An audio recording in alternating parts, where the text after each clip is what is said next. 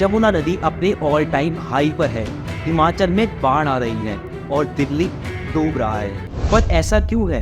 बारिश तो हमारे इंडियन क्लाइमेट का हिस्सा काफ़ी सालों से है, तो अब ऐसा क्या हुआ जो ये सब हो रहा है और इससे हमारे इंडियन इकोनॉमी को बहुत बड़ा नुकसान हो रहा है।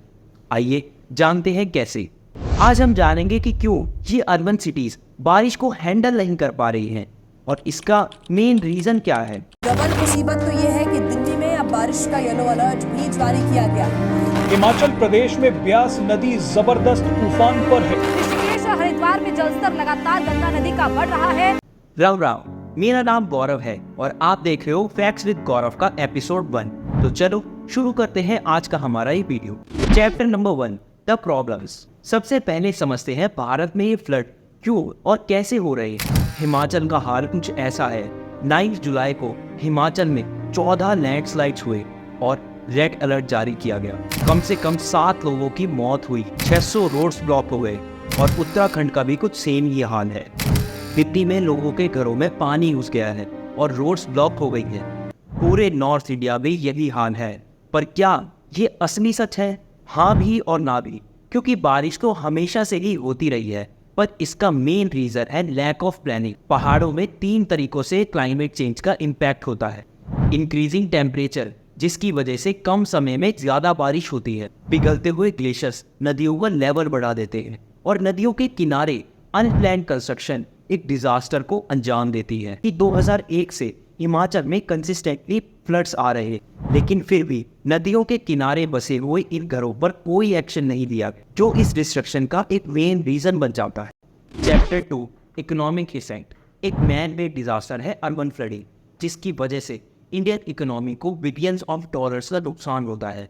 हाँ, बिलियंस ऑफ डॉलर्स। हिमाचल की रीसेंट लैंडस्लाइड और फ्लैश फ्लड में लगभग 4,000 करोड़ का नुकसान हुआ। 2021 में असम में 10,000 करोड़ का डैमेज हुआ था। केरला 2018 में जो फ्लड्स आए थे उसमें 31,000 का डैमेज हुआ था। मुंबई में 2005 में 5 लाख करोड़ का नुकसान हुआ। लोगों के घर बह जाते हैं, ट्रांसपोर्ट बंद हो जाता है और बीमारियां फैलती हैं वो अलग। यानी कि क्लाइमेट चेंज सिर्फ हमारे एनवायरनमेंट को ही इफेक्ट नहीं करता है, बल्कि वो हमारी इंडियन इकोनॉमी पर भी इम्पैक्ट डालता है। आप लोगों ने ये बात तो नोटिस की ही होगी कि रेन पैटर्न्स इरेगुलर होते जा रहे हैं और आने वाले टाइम में ये बढ़ने वाले हैं। इसका मतलब क्या है कि आने वाले टाइम में बारिश कुछ टाइम के लिए होगी, लेकिन बहुत ज़्यादा होगी। और आज हम भारत के कई शहरों में ये देख रहे हैं। जैसे 2005 में मुंबई में बारिश हुई, ऐसे ही और देखने के चांसेस हैं। चैप्टर 3, फ्लड्स आखिर होती क्यों है। अगर हमें इस प्रॉब्लम को सॉल्व करना है तो हमें इसकी रूट कॉज को भी समझना होगा। एक इम्पॉर्टेंट पॉइंट ये भी है कि फ्लड कोई नई चीज़ नहीं है, ये बहुत टाइम से चली आ रही हैं और आगे भी चली आएंगी। गंगा ब्रह्मपुत्र जैसी नदियाँ हमेशा से फ्लडेड होती आ रही हैं और इसका एक पॉजिटिव इम्पैक्ट भी पड़ता है और वो है फर्टिलिटी। इसलिए आप देखोगे नदियों के किनारे हमेशा फर्टाइल होते हैं। तो प्रॉब्लम है क्या?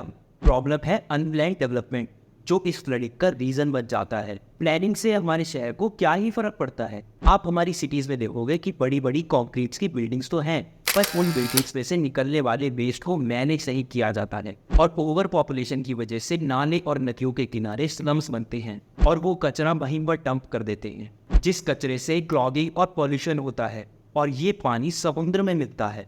दिल्ली में ऐसी कई सारी जगह है जहाँ पर आप ये स्लम्स देख सकते हो, जिसका रिजल्ट ये है कि नदियाँ ब्लॉक हो जाती हैं और बारिश के टाइम उनका लेवल बढ़ जाता है और फ्लडिंग होती है।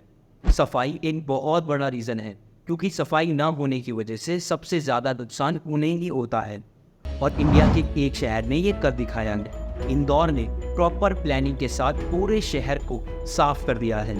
अगर एक शहर कर सकता है तो बाकी शहरों के लिए भी पॉसिबल है।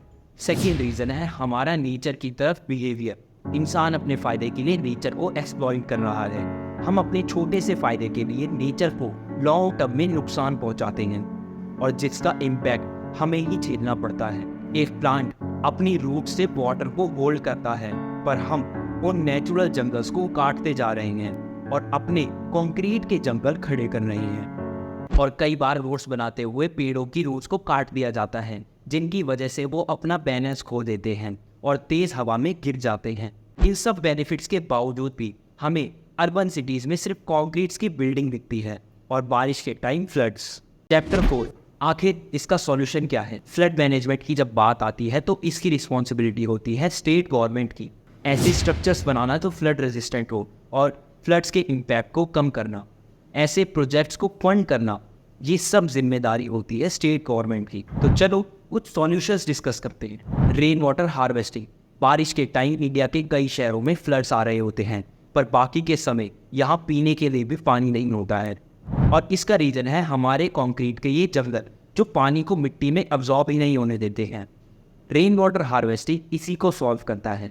ये एक टेक्निक है जिसमें हम बारिश के पानी को कलेक्ट कर कर मिट्टी में छोड़ देते हैं। दूसरा सॉल्यूशन है स्पॉन्ज सिटी। सिंगापुर में एक पार्क है जो एक कैनाल के अराउंड बनाया गया। वो पहले एक कंक्रीट कैनाल थी, पर उसे रिकंस्ट्रक्ट किया गया और उसके आसपास ग्रीन एरिया बनाया गया ताकि लोग वहां पर आकर मेडिटेट कर सके और रिलैक्स हो सके। उस कैनाल को एक नेचुरल रिवर पर मॉडल किया गया है। अब अगर यहाँ फ्यूचर में कभी फ्लड्स आते हैं तो ये पार्क उस पानी को अब्जॉर्ब करेगा। बैंकॉक की एक यूनिवर्सिटी है जिसने अपने ओपन स्पेस में एक सेंट्रल पार्क बनाया है, और वो भी बैंकॉक के बीचों बीच। इस पार्क को ऐसे डिजाइन किया गया है कि फ्लड्स के टाइम ये पार्क ज्यादा से ज्यादा पानी अब्जॉर्ब कर सके। ये सारे रूम्स और पार्क्स पानी को पेड़ों की तरह अब्जॉर्ब करते हैं। अब आप ये सोच रहे होंगे कि मैं अपने देश को दूसरे देशों से कंपेयर कर रहा हूँ, पर ऐसा नहीं है। हमें दूसरों से कुछ ऐसी चीजें सीखनी चाहिए जो हमारे काम आ सके और हमारे देश को थोड़ा सा बेटर बना सके। इसी मिशन के साथ मैंने ये इन्फॉर्मेशन आप तक पहुँचाएंगे। अगर आपको ये वीडियो इन्फॉर्मेटिव लगी हो तो इस वीडियो को लाइक कर देना और चैनल को सब्सक्राइब कर देना ऐसे ही इन्फॉर्मेटिव कंटेंट के लिए। This is Gaurav Raghav signing off.